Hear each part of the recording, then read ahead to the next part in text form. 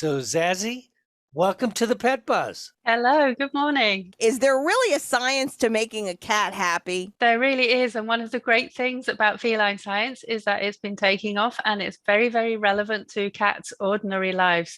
So there's a lot that helps us to set things up for our cat. And when we provide for what our cats need, they are less likely to have behavior issues and they're more likely to have a good relationship with us. And I think that's what all cat guardians want. So, can you talk about the relationship between cats and humans? Yeah, this was actually my favorite chapter of WAG when I was writing it because it's just wonderful to know about how cats feel about their guardians. And for example, when they're choosing to spend time in the same room with us, obviously that's a sign that they'd like us.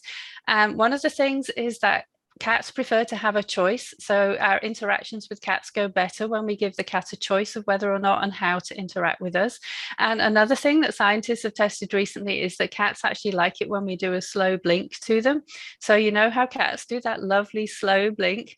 When we do that to our cats, often they will do it back to us. And this is something that they like. So it's something that you can try with your own cat at home and see if you do a slow blink and will they give you a lovely slow blink back. Can you give us a few tips about setting up a cat-friendly home? Yeah, it's really important because actually behavior issues due to a poor home environment is the number one welfare issue that's facing pet cats. So it's important to have all of your cat's resources and to put them in separate places. So the litter box should not be near the food, for example, and the litter box in particular should be somewhere quiet where the cat can use it in peace and away from other resources, and ideally more than one, especially if you have multiple cats in the home. You need extra litter boxes.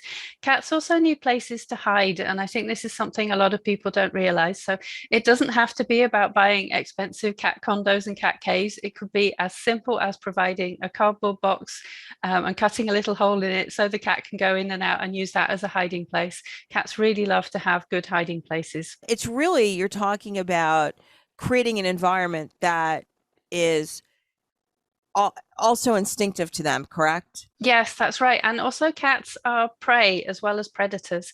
So, their response to stress is to run and hide. So, if we give them hiding places, that helps them to feel more comfortable. And if something happens that they find stressful, they can run to that place and hide.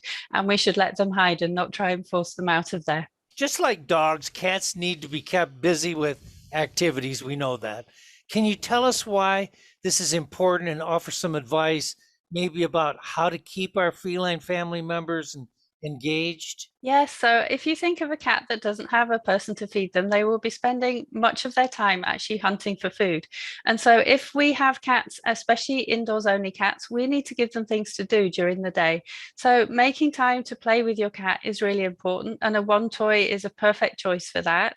And we know that if cats have longer play sessions with their guardian, then they're less likely to have behavior issues. So that's really a good thing to do. And for example, if your cat is chasing your feet or ankles when you're walking along, that's one of the signs that your cat actually needs more playtime. They should have toys of their own, and because they can get bored of toys, it's important to rotate them out. You don't have to keep on buying new toys, but you can put them away for a few weeks and then bring them out, and they will seem as new for the cat as well.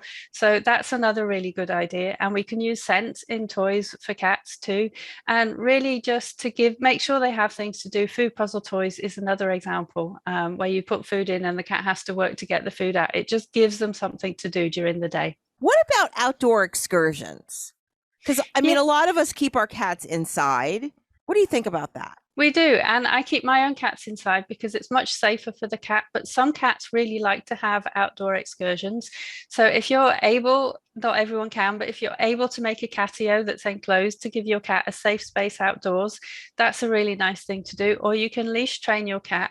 And this works best if you're starting with a kitten. Obviously, it's easier to train a kitten to get used to it. But if you've got an older cat who actually is quite comfortable going outdoors, you can teach them to walk on leash, and cats can enjoy leash walks too. One of the things I think when we think of cats, we don't really think of their sense of smell. I mean, I think a lot more times we're thinking of, they always have studies, they always talk about, especially when there's search and rescue dogs, the dogs have an amazing sense of smell, 10,000 to 100,000 times more than humans. But cats have a really strong sense of smell. Why is this important for cat owners to know? Cats have an amazing sense of smell. And that means, for one thing, that if we use heavily scented cleaners, like, for example, people like to clean near the litter box with a strongly scented cleaner, the cat's not actually going to like that. It's going to be too strong for them.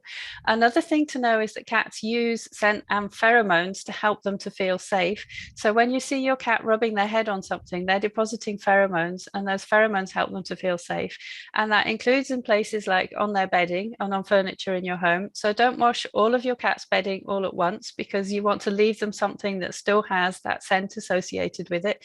That will help them feel more comfortable.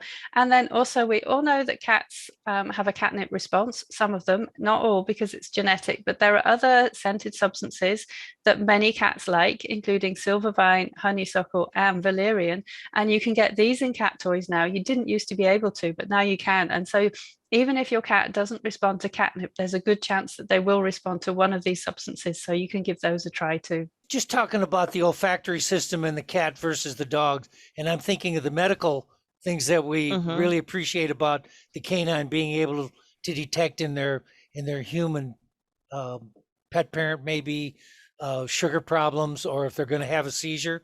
Can the cats do that too? You know, I bet they could. And one thing you can do these days is you can actually teach your cat to do feline nose work. You know, like dogs do canine nose work, which is like for pet dogs, but it's similar to being a detection dog, and it's learning to recognize scents.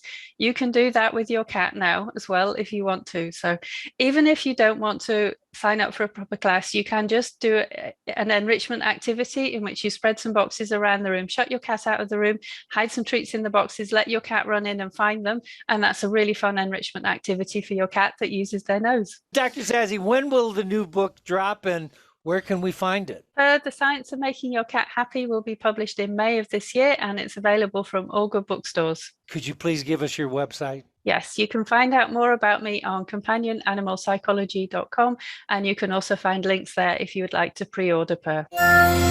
Thanks for viewing our content on Pet Buzz Plus.